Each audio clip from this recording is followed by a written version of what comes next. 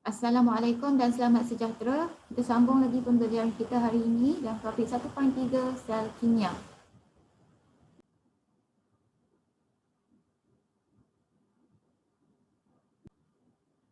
Okey, ini adalah sel kimia ringkas. Sel kimia ringkas ni dia menukarkan tenaga kimia kepada tenaga elektrik. Okay, daripada mana datangnya tenaga kimia tu? Datangnya daripada perbezaan keupayaan elektrod. Dua jenis elektrod. Okay, sini ada magnesium dan juga kuprum. Jadi disebabkan terdapat nilai beza keupayaan antara kedua-dua elektrod, dia akan menghasilkan arus elektrik. Jadi itulah perubahan yang berlaku, iaitu tenaga kimia kepada tenaga elektrik. Kemudian kedua-dua elektrod ni akan dicelupkan ke dalam elektrolit. Elektrolit boleh terdiri daripada larutan garam ataupun asid.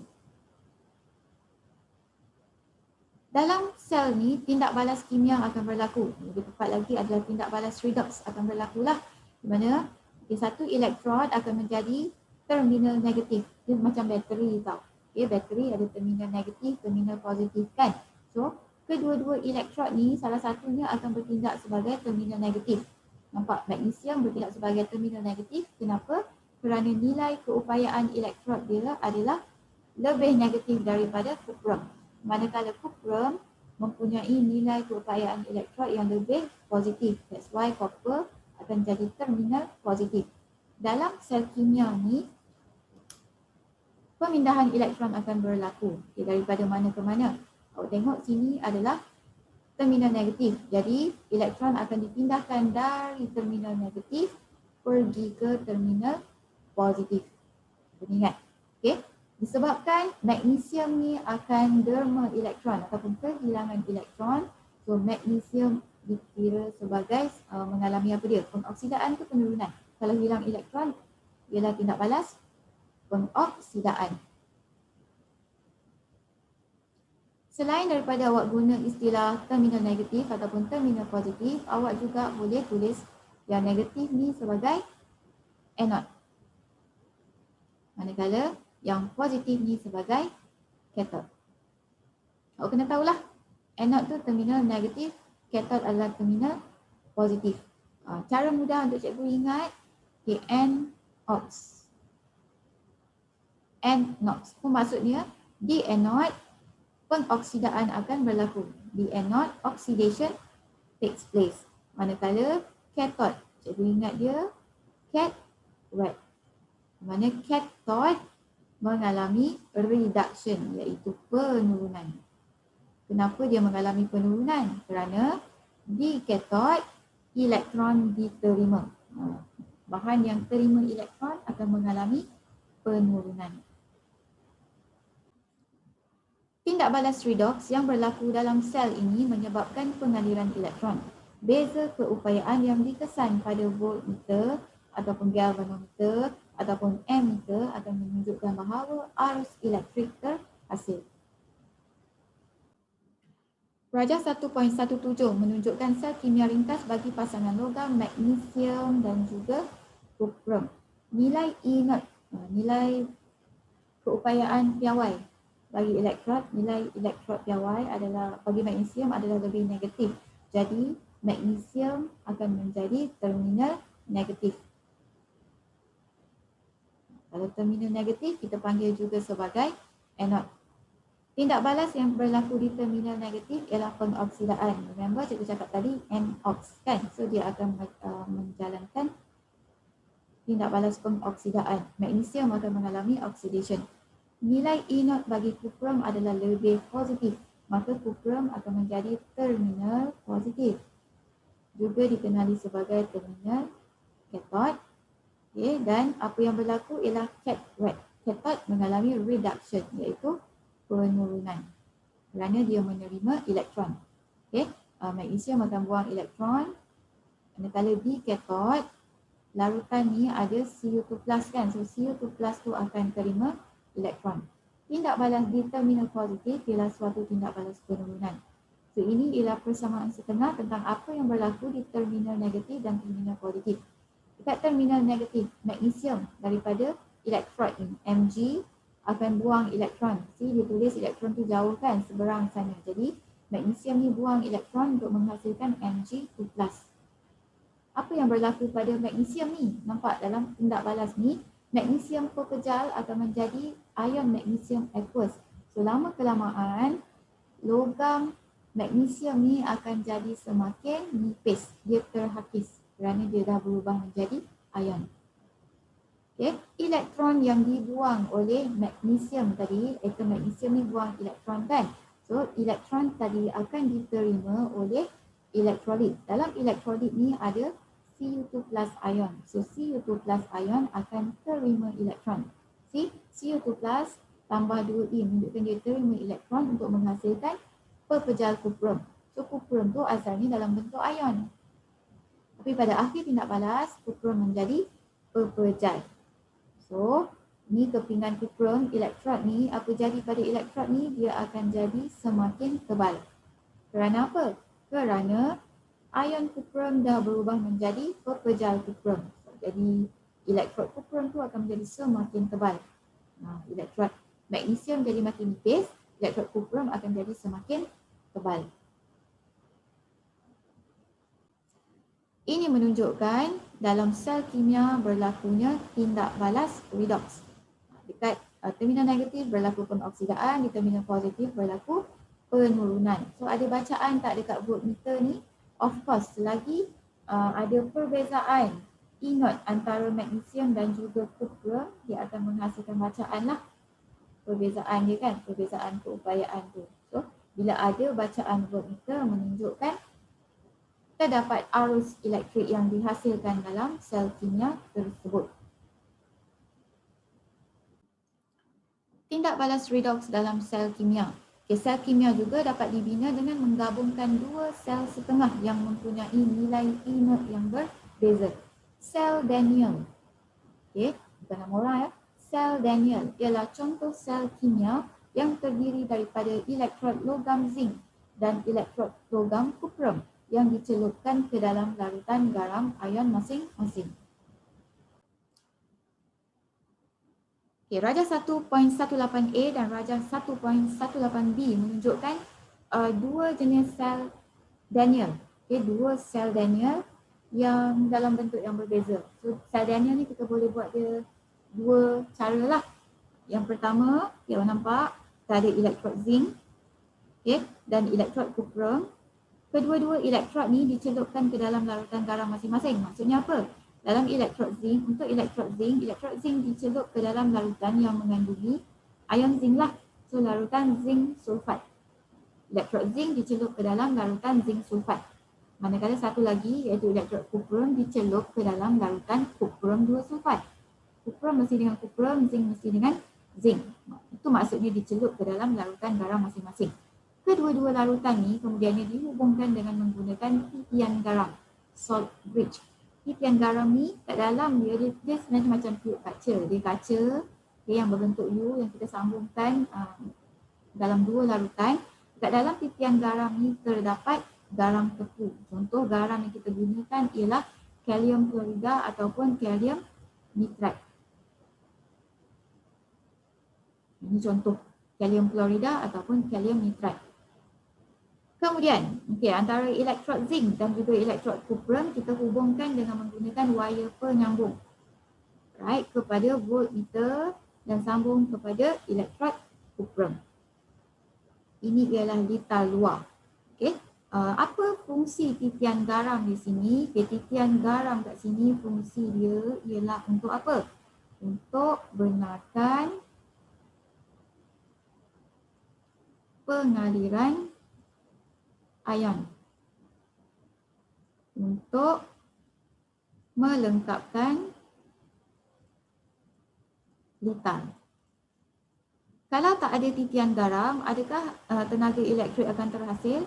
Ya, tenaga elektrik akan terhasil, tapi satu ketika tak lama selepas tu tenaga elektrik akan berhenti dihasilkan. Kerana apa? Kerana litar ni dia sehala.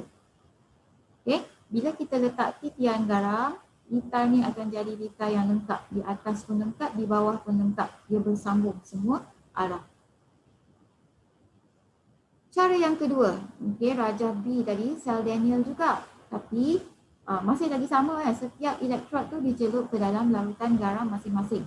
Elektrod zinc dicelup ke dalam larutan zinc sulfat. Elektrod kuprum dicelup ke dalam larutan kuprum 2 sulfat.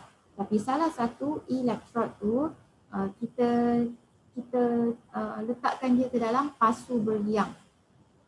Pasu yang ada pores. Porous spot kita panggil, pasu yang berliang. Dan pasu berliang kita masukkan ke dalam larutan kuprum 2 sulfat. Okay, dengan cara ini, pasu berliang ni pun fungsi dia sama macam titian garam, iaitu untuk membenarkan pengaliran elektron untuk melengkapkan litar.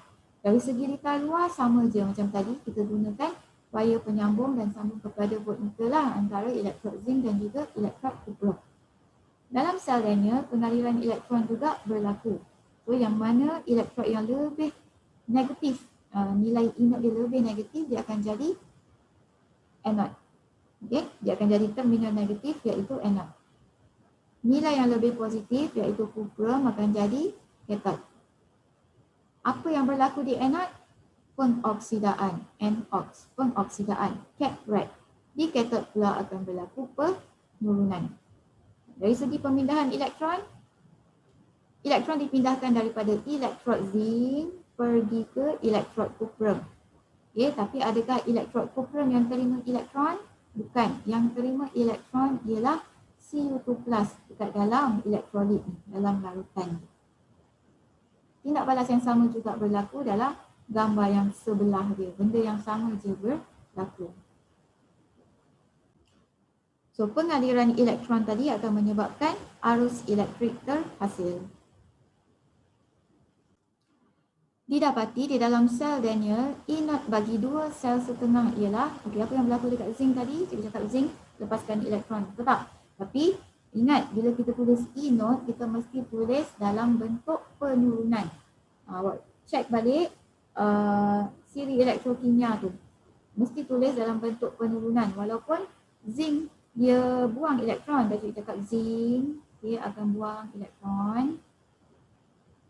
Buang elektron untuk menghasilkan Zn2+, betul tak? Sebab tu tindak balas ni adalah, prosesnya adalah proses pengoksidaan. Tapi bila awak nak tulis E note, awak kena tulis dalam bentuk penurunan. Right? Penurunan Zn2+ plus 2E to produce zinc. Dan ingat, anak panah ni mesti anak panah yang reversible. Yang kedua, Cu2+. Okay, Cu2+ pula terima 2 elektron untuk membentuk Cu dan sama tindak balas. Untuk inert ni, semua tindak balas sel setengah dia mesti reversible arrow. So, Zn nilai dia lebih negatif berbanding kuprum. That's why dia akan jadi anode ataupun terminal negatif. Manakala kuprum akan jadi terminal cathode ataupun positif. Zinc dengan nilai inert yang lebih negatif ialah terminal negatif. Kuprum dengan nilai inert yang lebih positif ialah terminal positif. Untuk membentuk persamaan ion keseluruhan, kita kena tulis setengah persamaan. Yang ini daripada tahun lepas lagi, awak dah belajar cara untuk tulis setengah persamaan. Okay, apa yang berlaku di anode? Yang berlaku di anode ialah zinc buang elektron, betul tak? So Zn menghasilkan Zn2+ plus 2E. Tindak balas pengoksidaan. Elektrod kuprum, okay? Sebenarnya bukan elektrod tu yang terima, tapi ion Cu2+ dalam elektrolit yang terima elektron. So, Cu2+ terima 2 elektron untuk menghasilkan pekerja kuprum. So, kita seimbangkan bilangan elektron ni sebelah kiri dan juga sebelah kanan, kita cancel outkan dan kita salin. Sebelum anak panah dan selepas anak panah. Sebelum anak panah kita ada Zn dan Cu2+. Kita tulis Zn dan Cu2+. Selepas anak panah kita ada Zn2+ dan juga Cu.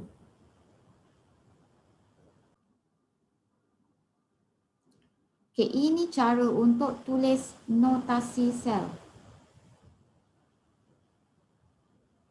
Okay, elektron mengalir dari elektrod zinc ke elektrod kuprum melalui wire penyambung. Tadi kita dah tentukan yang zinc adalah terminal negatif ataupun anode. Manakala kuprum adalah terminal positif ataupun cathode.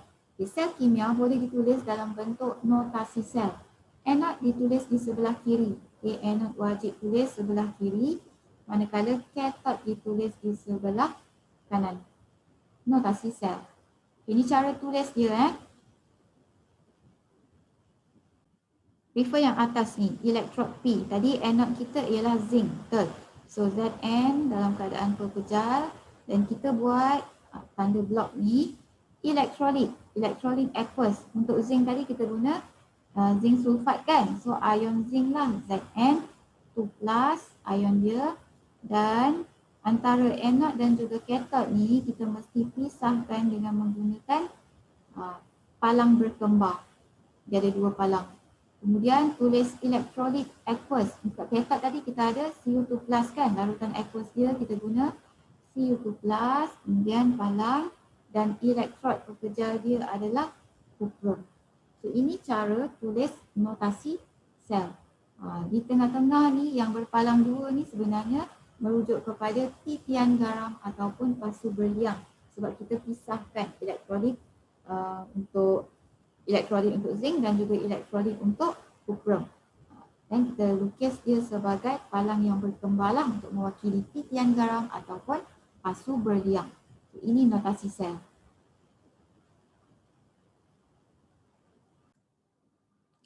Alright, ulangan je daripada apa yang cikgu dah beritahu tadi. Notasi sel bagi sel Daniell. Tengok dia tulis elektrod dulu. Zinc, okay, dalam keadaan pepejal. Kemudian elektrolit zinc Zn2+. Tulislah aqueous dengan kepekatan dia sekali. Okay. Untuk E0, kepekatan sama-sama kan, 1.0 mol per desimeter padu.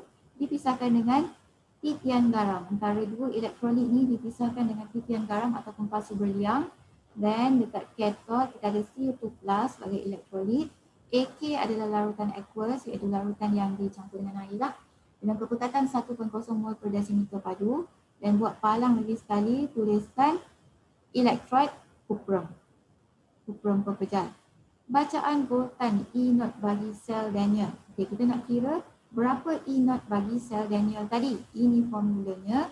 E0 sel sama dengan E0 cathode tolak E0 anode. Okay, E sel, E0 bagi cathode ataupun E0 bagi kuprum ialah plus 0.34 tambah 0.34. Yang ni diberi dia bagi, tak perlu hafal nilai ni. Untuk cathode tadi, untuk nilai bagi kuprum. Dan E0 bagi zinc adalah negatif 0.76. So tambah 0.34 tolak. Ni nampak tolak disaling balik tolak.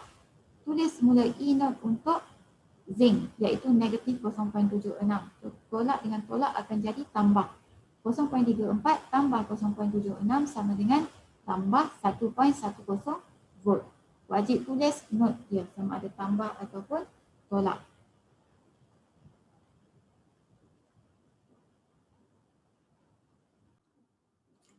Okey, cikgu nak tunjuk satu contoh cara jawab soalan lah, macam mana kita nak terangkan tentang sel Daniell ni dengan lebih mudah. Okey, ini contoh sel Daniell. Dia rod kuprum dan juga rod zinc.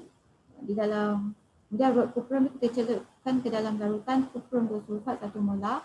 Rod zinc kita celupkan ke dalam larutan zinc sulfat 1 molar. Tadi kita guna titian garam tu, so sekarang kita guna porous pot ataupun pasu berliang.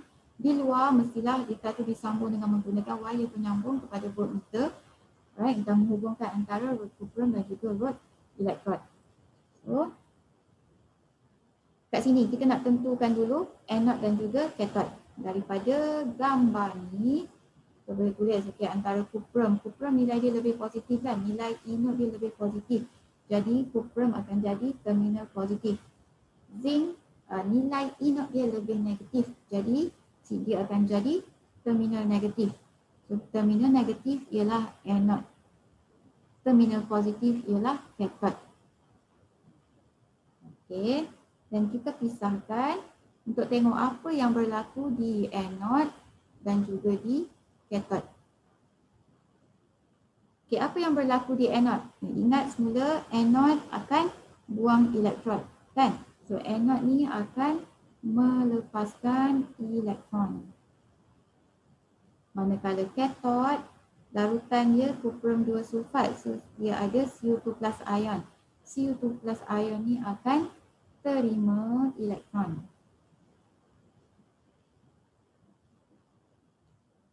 Jadi Bila anode lepaskan elektron, proses apa yang berlaku di anode? Pengoksidaan. Di katod pula Cu2 plus terima elektron. Jadi kalau terima elektron, prosesnya adalah proses penurunan.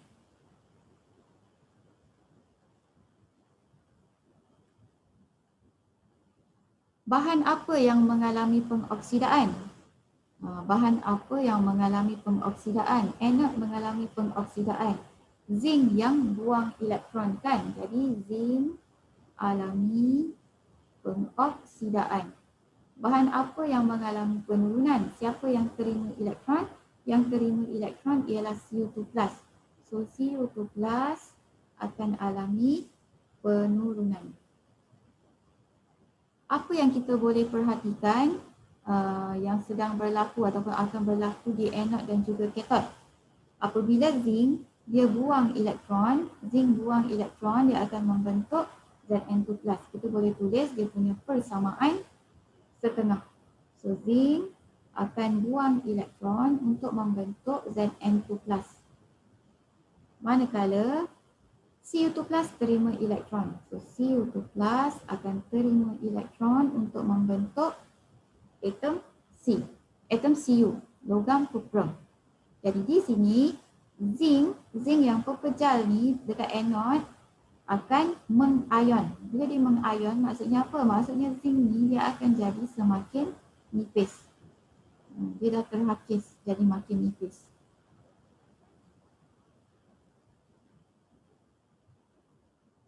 Zinc makin nipis.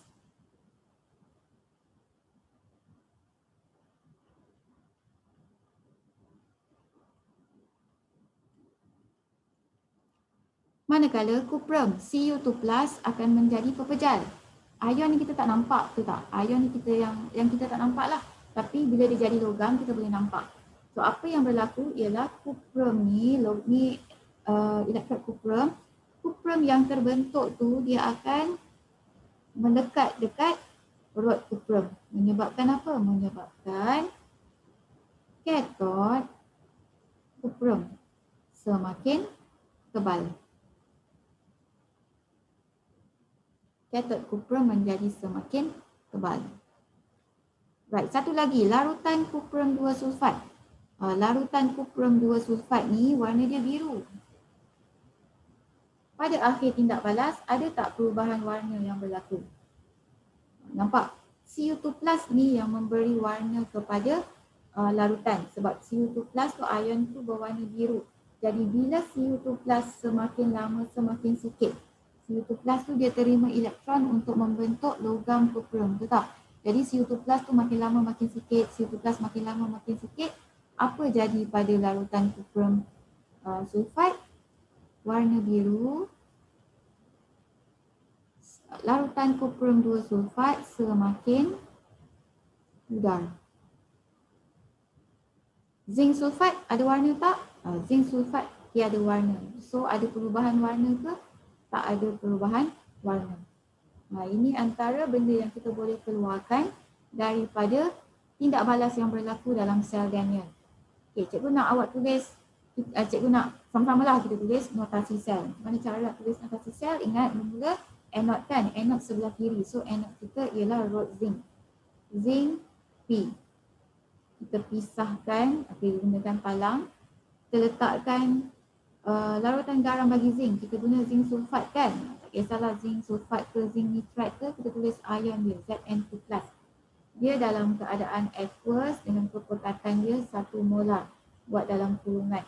Kemudian kita pisahkan antara larutan zinc sulfat dengan larutan kuprum 2 sulfat dengan menggunakan porous pot.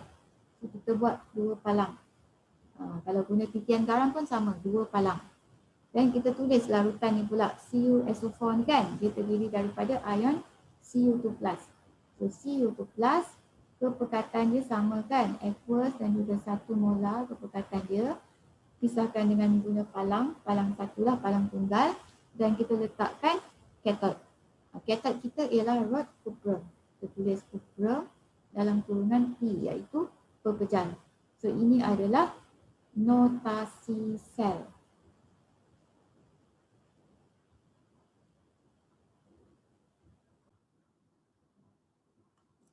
Boleh tak kalau kita nak kira nilai E0 bagi sel ni? Boleh kan? Kita guna formula, sekejap cikgu padam dulu. Kita guna formula E0 sel sama dengan E0 cathode tolak E0 anode. Okay. Nilai E0 cathode. Cathode ialah cuprum. Okay. Nilai dia ialah plus 0.34. Tolak dengan E0 anode. E0 anode nilai dia ialah negatif 0.76. Baik, so tambah 0.34. Tolak dengan tolak akan jadi tambah kan?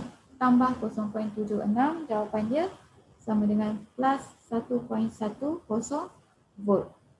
So ini adalah nilai E0 sel bagi sel Daniell ini. Okay, itu saja pembelajaran kita untuk hari ini. Disebabkan cikgu dah settlekan untuk sel kimia dan juga sel Daniell. Jadi tugas awak buat kerja rumah dalam modul bab 1, masih lagi bab 1, muka surat 16, 17 dan 18. Homework. Modul bab 1. Muka surat berapa? 16, 17, 18. Kalau ada tak faham, tanya cikgu anytime. Okay, bila cikgu tengok handphone, cikgu akan reply. Itu saja untuk hari ini. Bye. Terima kasih.